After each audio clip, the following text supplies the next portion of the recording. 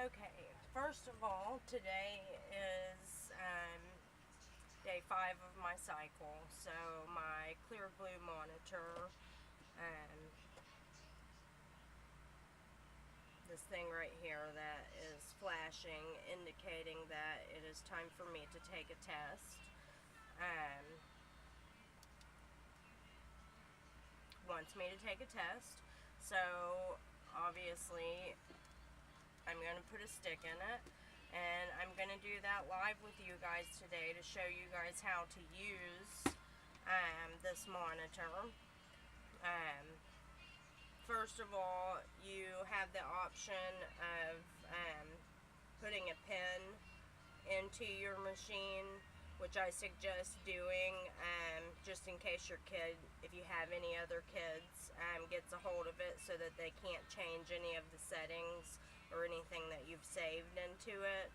I'm going to enter in my pin, click OK. Then a screen will come up that says test day and how many hours I have remaining to do the test, which is 2 hours and 11 minutes. At the beginning of your cycle, you would, in which with the advanced one, you only have 4 days to set your cycle when a new cycle begins. It's not like the older model where you have 5 days. You only have 4 days. And I learned from the ClearBlue 800 number, their customer service, that this first test day is the most important test day of all of them. That if you miss this test day, that the monitor will actually go to the default hormone surge levels, in which not every woman reaches those levels, which could make you have all lows or only lows and highs and never get a peak, which is actually what happened to me the first month that I used it, because I did miss the first test day because I didn't think it was important, because I knew it was going to be low. But apparently the very first day that you test, it registers your own personal hormone levels, and that's what it goes off of for the entire rest of your cycle. Sorry that this is on my PC webcam. I do have a better camera, and I'm waiting for my tripod to come in so that I can have a better setup. And yes, if it looks like I'm in a tiny space, I am. We're rearranging our house, and I decided to put my office in my closet, so I now have a tiny space to work in. So test day, we're going to click home.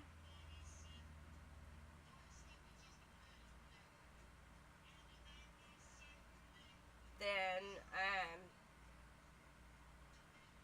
the alarm,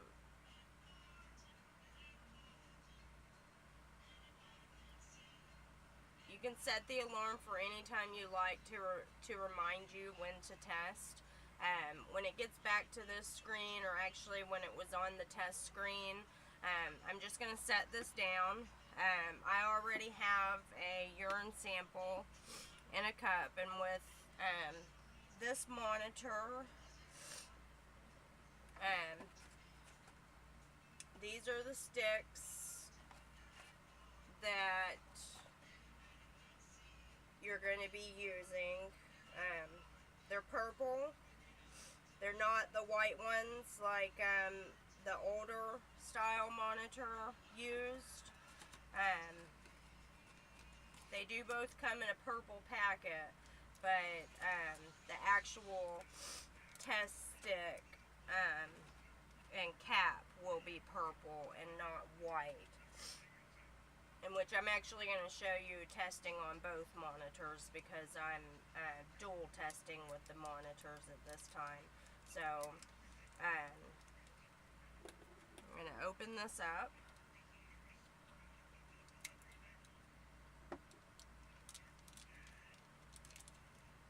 You open it up, test stick looks like this, purple.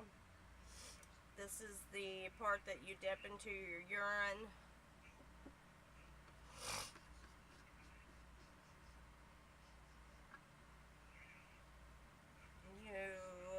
Let's see, you actually want to, 15 seconds is what they recommend if you're dipping it, and 3 seconds if you're using it midstream. I don't ever use it midstream. They're really small test sticks. So I'm going to dip this for 15 seconds. 1, 2, 3, 4, 5, 6, 7, 8, 9, 10, 11, 12, 13, 14, 15. Okay, I think that's good. Then you pull the cap off and replace it onto the other side. Then if you have put it in there long enough, you will actually start to see the dye start to run across, which means that you have done it correctly. Now, since that has taken so long, I'm just going to set that stick down on its side and re-put the pen into my monitor, because every time it powers off, it's going to require you to put the pen back in there. So with that done, we're back at the test day screen, and right here at the end of it, where you see that little tiny light flashing, the end where the lines are developing are going to go into that little hole. You will hear it snap, and then the monitor is going to say identifying test, please wait. Once it identifies it, it is going to do a 5-minute countdown, and you can just set the monitor down for that. You can actually close it up if you want to. It will continue doing its thing and let you know what your hormones are doing. I'm sorry, I have a bit of a cold at the end of that 5 minutes. Now, my other monitor, I'm not sure if the time on it, if it's ready for, this is the older model that a lot of women have. I'm not sure if it's switched over yet and if it's ready for a stick, but when you power that on, let's see if I can get you to see this. It says,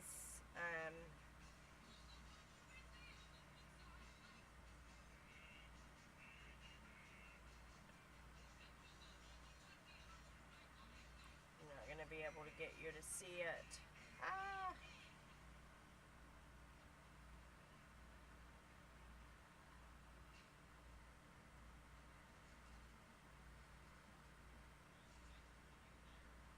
Okay, let's see if we can do this now. Power it on. It says test day 6. You can see that it only has 1 bar right here.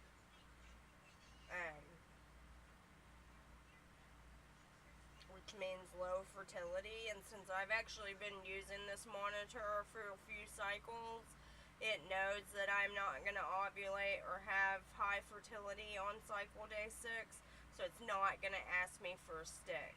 But if you were using this monitor for the first time, it would ask you for a stick, and that's just like the other monitor. that very first day is very important. Now we're just waiting for that test stick to develop.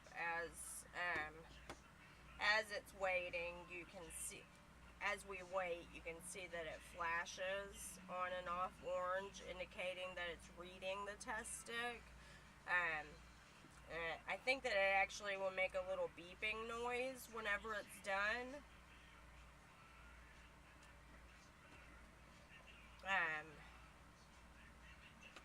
But if I open it up, we still have 2 minutes, and it does a little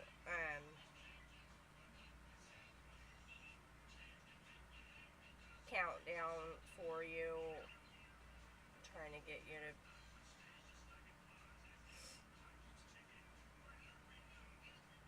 see those little circles. They go all the way around, and that little dot goes around like that,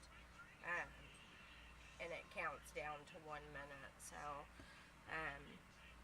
it's almost done, so we'll see what it says. I'm sure it's going to say low, because I don't ever ovulate this early in my cycle, but I wanted to go ahead and start doing these tests from the very beginning, so that you guys could get a real picture of what it's like when someone has been trying to conceive for a while, and they it's not that easy for everyone, and there's a lot of stuff that's involved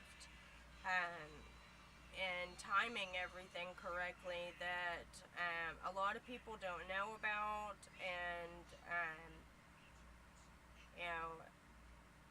it becomes time consuming, because there's a lot of things that you have to do to make sure that you time everything correctly. And I just want to kind of give everyone a look into what living that life is like, and trying to take care of another child at the same time, and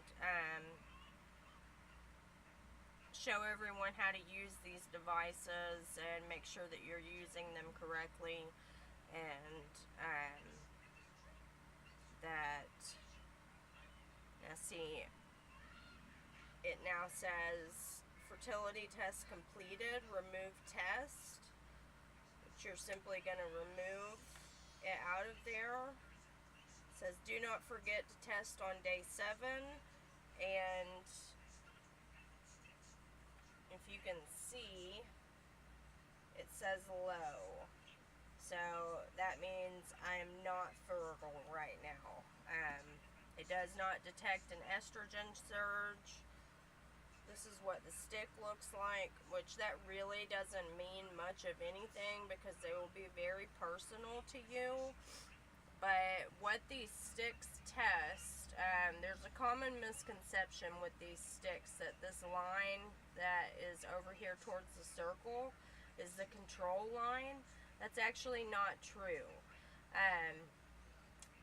That line is testing your estrogen levels, and the line towards the middle, which you can barely see on mine,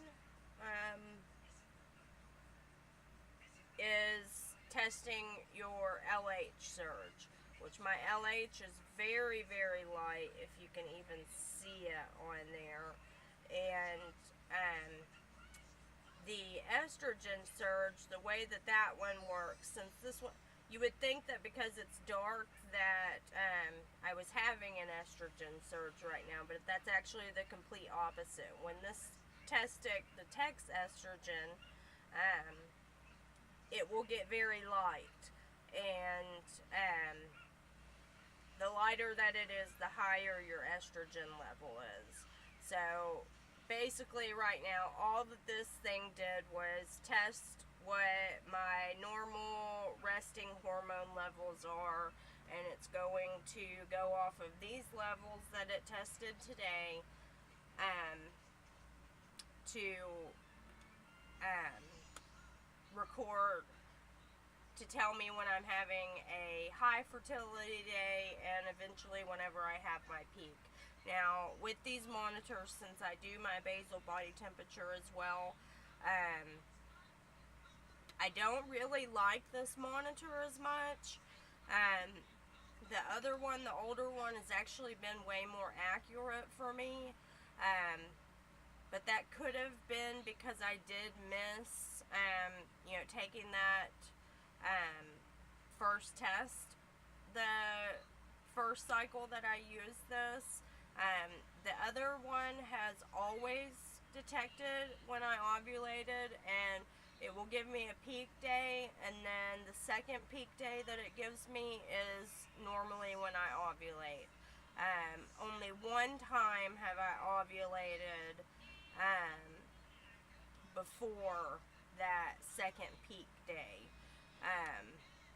All of the other times, in which when I start getting high readings, I start using my WAMFO strips as well, because sometimes I have short LH surges, and these things you can only test one time a day. So I kind of see that as a little bit of a disadvantage to these monitors. I wish that they would let you test more than once, because your second morning urine is actually better for testing for LH surges.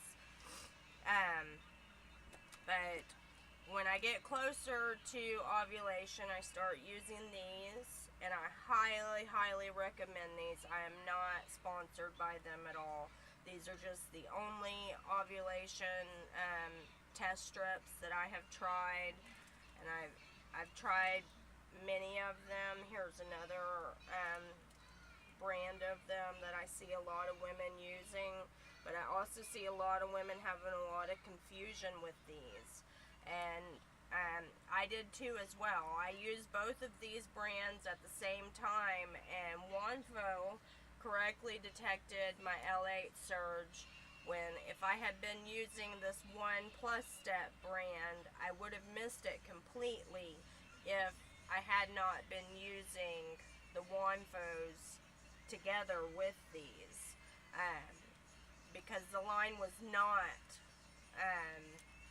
even close to being as dark as the control line, and I think that's where a lot of people get confused with these, is because not all of these ovulation test strips are the same.